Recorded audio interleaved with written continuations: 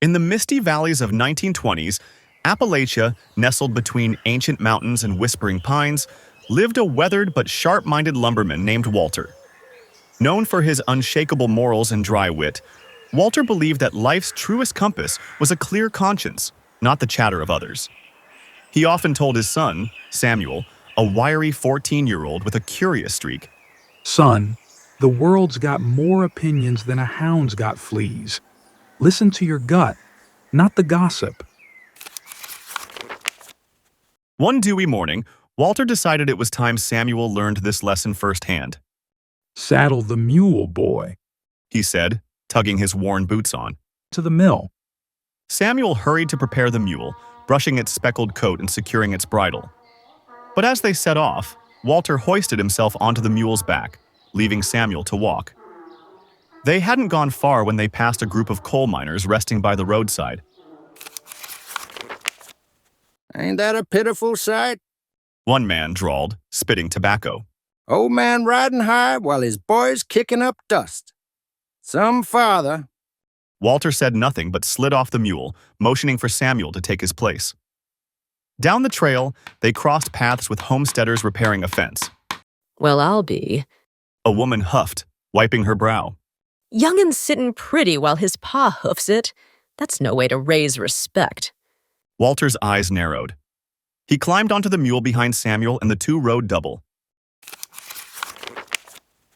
At the next bend, a preacher and his congregation eyed them from a churchyard. "Two souls burdening one poor beast. The preacher boomed. Where's your Christian mercy?" Without a word, Walter dismounted, Samuel following. They walked side by side, leading the mule by its reins. Yet even this drew scorn. "Fools!" A trapper chuckled. "Got a mule and still walking? Must have left their sense in the holler." When they finally reached the mill, Walter turned to Samuel, a sly grin creasing his face. "You catch all that, son? No matter how we moved, somebody squawked. Truth is, you can't stuff a muzzle on the world's mouth. So tend your own garden. Let God and your conscience be the judges." Samuel nodded, the lesson settling deep. Walter's wisdom didn't stop there. He taught Samuel that life thrived in the middle ground. Too much rain drowns the crop. Too little dries it to dust. Walk the ridge between.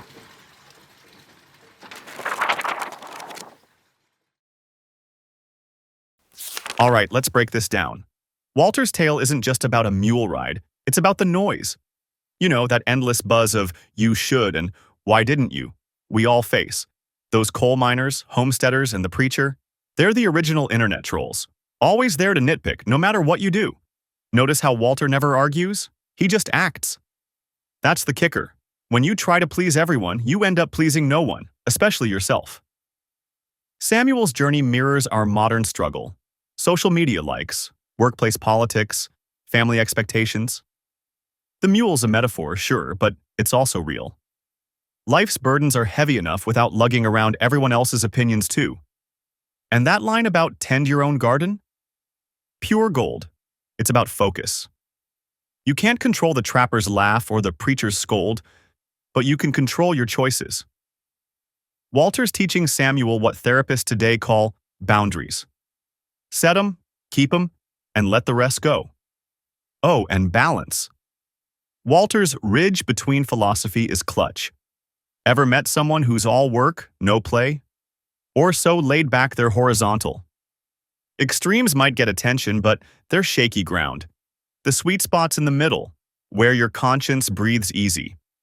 Speaking of breathing easy, if this hit home, swing by DecodeTales for more stories that dig into life's messy truths. Got a take on people-pleasing? Drop it below. We're all ears. And don't miss our last video.